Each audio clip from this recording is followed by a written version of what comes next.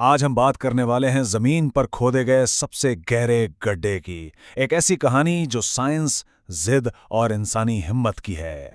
अच्छा, एक सवाल है जो शायद बचपन में हम सबके ज़हन में आया होगा कि अगर कोई सीधा नीचे खोदता ही चला जाए तो क्या वो जमीन की दूसरी तरफ से निकल आएगा? सुनने में तो ये एक ख्याली सवाल लगता है ना? लेकिन मजे की बात यह है कि इसकी बाकायदा एक हकीकी कोशिश भी की गई थी।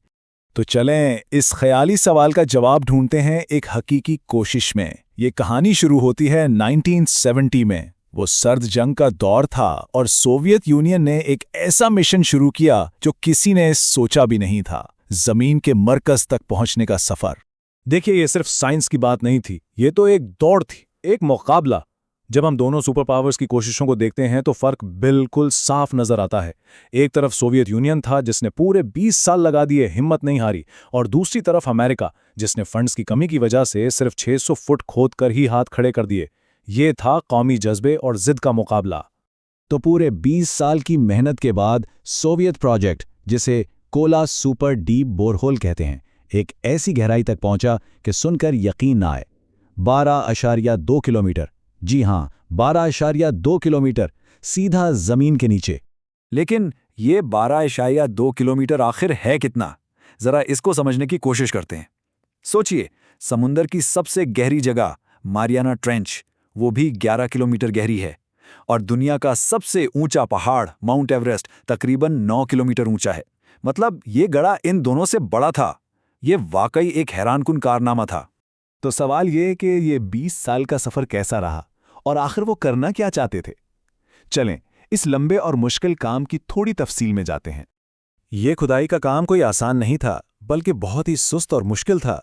सोचें, 1970 में काम शुरू हुआ और 12 किलोमीटर तक पहुंचने में ही उन्हें तकरीबन 13 साल लग गए।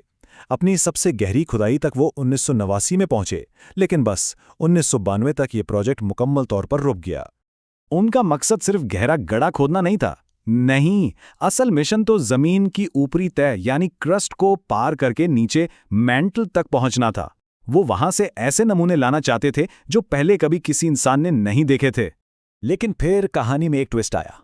जैसे जैसे वो गहराई में जा रहे थे, उन्हें अंदाजा हुआ कि ये सिर्फ पत्थर नहीं तोड़ रहे, बल्कि ऐसा लग रहा था जैसे खुद जमीन उनसे लड़ रही हो, उन्हें आगे बढ़ने से रोक रही हो।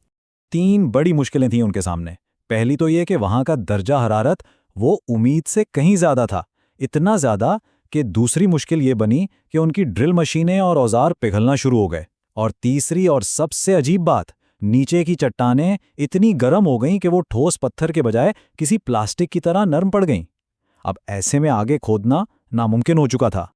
ठीक है, वो मेंटल तक तो नहीं पहुंच पाए, लेकिन इसका मतलब ये नहीं कि यह सफर नाकाम हो गया, बल्कि इस खुदाई के दौरान उन्हें कुछ ऐसी चीजें मिली जिसने सबको हैरान कर दिया।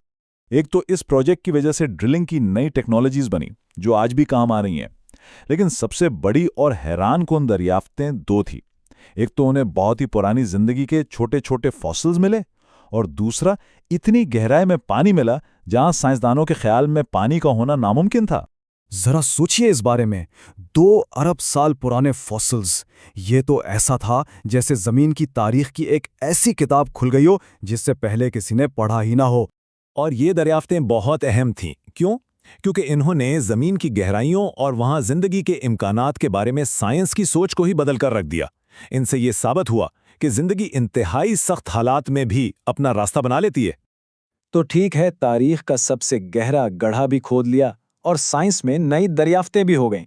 लेकिन चलें अब एक कदम पीछे हटते हैं और इस पूरी मेहनत को एक बड़े पैमाने पर देखते हैं। ये बात जहन में रहे कि ये कोई मामूली काम नहीं था। इसमें 20 साल की मुसलसल मेहनत लगी, उस दौर की सबसे जदीद टेक्नोलॉजी इस्तेमाल हुई और एक सुपर पावर की पूरी ताकत इसके पीछे थी। तो इतनी मेहनत, इतनी टेक्नोलॉजी और इतने सालों के बाद असल सवाल तो ये है कि वो जमीन के मरकज तक पहुंचने के सफर में आखिर कितना आगे बढ़ पाए थे। और इसका जवाब सच में हैरान कर देने वाला है, सिर्फ 0.002%।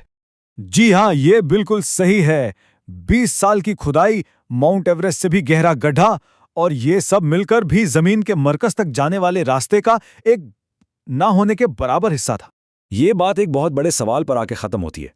हम इंसानों ने सितारों और कहकशाओं को खोज लिया है, लेकिन शायद सबसे बड़ा राज, सबसे बड़ा चैलेंज, वो तो हमेशा से हमारे पैरों के नीचे ही था। तो क्या असल फाइनल फ्रंटियर खिला में नहीं, बल्कि ज़मीन की गहराइयों में है?